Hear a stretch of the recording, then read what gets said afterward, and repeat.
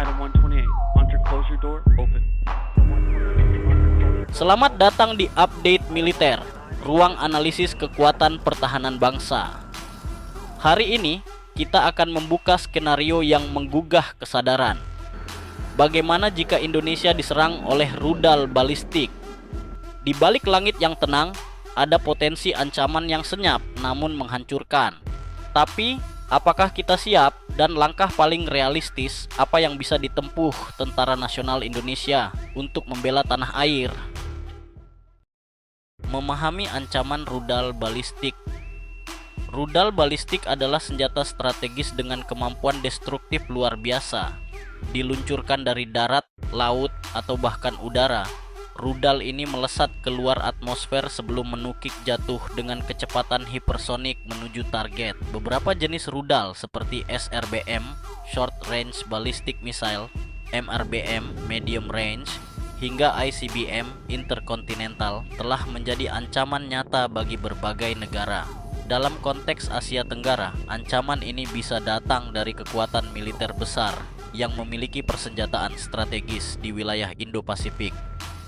Sasaran utama rudal balistik bukan hanya instalasi militer, tapi juga pusat komando, pangkalan udara, pelabuhan strategis, dan bahkan ibu kota negara.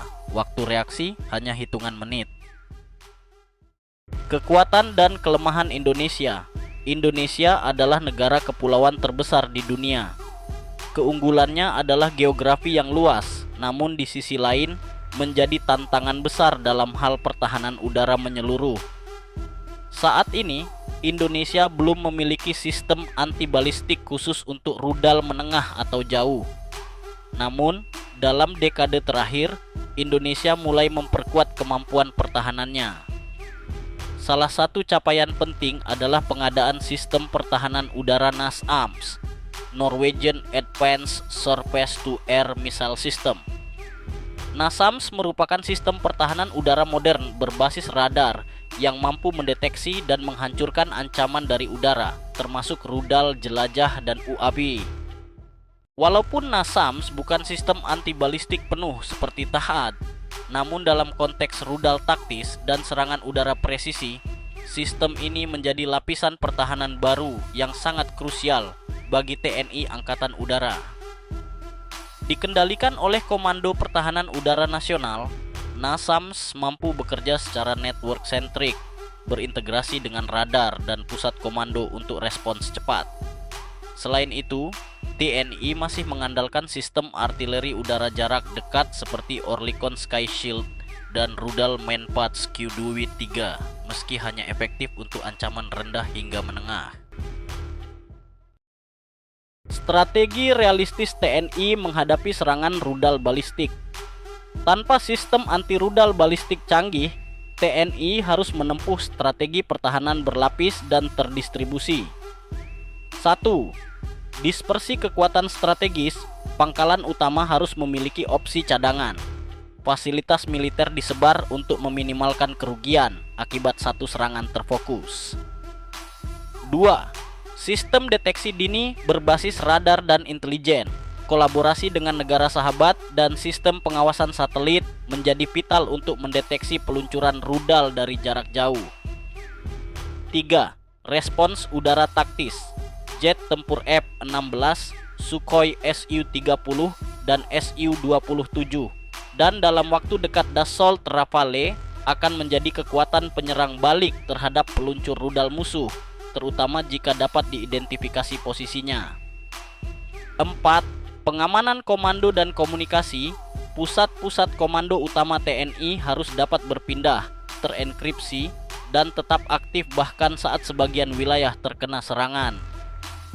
Langkah-langkah ini tidak bisa mencegah rudal balistik masuk sepenuhnya, namun akan mengurangi dampak dan memastikan Indonesia tetap bisa memberi perlawanan. Simulasi singkat jika rudal balistik diluncurkan. Bayangkan sebuah malam yang sunyi berubah menjadi kepanikan nasional. Sebuah rudal balistik jarak menengah diluncurkan dari sebuah kapal selam musuh di lautan dalam, ribuan kilometer dari wilayah Indonesia. Dalam hitungan detik, radar Kohanudnas di Biak, Kupang, dan Natuna mendeteksi lintasan objek berkecepatan hipersonik yang menuju kawasan strategis, kemungkinan ibu kota atau pangkalan militer utama. Alarm siaga nasional berbunyi. Pusat Komando TNI langsung mengaktifkan protokol darurat. Jalur komunikasi militer dipindahkan ke mode enkripsi penuh. Unit rudal NASAMS segera bersiap. Meski kemampuannya terbatas untuk rudal balistik, ia tetap menjadi lapisan pertahanan awal terhadap kemungkinan serangan pendamping seperti rudal jelajah atau drone pengalih, jet tempur F-16 dan Sukhoi Su-30 Scramble dari pangkalan Iswah Judi dan Hasanuddin. Bukan untuk mencegat rudal, karena itu hampir mustahil dengan sistem yang ada saat ini, melainkan untuk mengejar sumber ancaman jika titik peluncuran dapat dilacak melalui radar lintasan dan pengintaian satelit sekutu. Di Jakarta, sistem komando nasional beralih ke pusat cadangan bawah tanah. Sementara itu, satuan Zeni dan infanteri bergerak cepat mengamankan infrastruktur vital dan mengevakuasi lokasi strategis yang mungkin menjadi target. Tidak ada kepanikan, yang ada adalah disiplin, kecepatan, dan ketegasan. Dalam simulasi seperti ini, waktu reaksi hanya 10 hingga 15 menit. Dan dalam waktu sesingkat itu, seluruh kekuatan TNI harus bergerak, bukan hanya untuk bertahan, tapi juga untuk menunjukkan bahwa Indonesia tidak akan pernah tunduk pada intimidasi senjata jarak jauh. Investasi, kemandirian, dan masa depan pertahanan. Kekuatan sebuah negara bukan hanya pada persenjataannya, tetapi juga pada niat dan kecepatan adaptasinya. Indonesia perlahan mulai membangun sistem pertahanan berlapis, dari radar jarak jauh, satelit militer, hingga rencana masa depan pengembangan rudal dalam negeri. Melalui BUMN strategis seperti PT Pindad, PT LEN, LAPAN, dan kerjasama dengan Korea Selatan dalam proyek KF-21, Indonesia tengah menata arah menuju kemandirian pertahanan. Penguatan diplomasi pertahanan juga menjadi kunci. Dengan ASEAN, Indo-Pasifik, hingga poros strategis seperti Jepang dan Australia, kita membangun jaring pengaman kawasan. Ancaman rudal balistik adalah nyata, tapi tekad bangsa ini lebih nyata lagi. Dengan strategi yang terukur, pertahanan yang berkembang, dan semangat juang tanpa henti, Indonesia tidak akan tinggal diam, karena menjaga langit Nusantara adalah harga mati. Jika Anda peduli dengan masa depan pertahanan Indonesia, jika Anda ingin bangsa ini kuat, disegani, dan siap menghadapi segala ancaman, jangan lupa untuk like, subscribe, dan nyalakan lonceng notifikasi agar Anda tak ketinggalan setiap analisis strategis, perkembangan alutsista, dan skenario militer paling aktual dari update militer. Bagikan video ini, biarkan semakin banyak anak bangsa sadar bahwa menjaga tanah air bukan hanya tugas TNI, tapi tanggung jawab kita semua.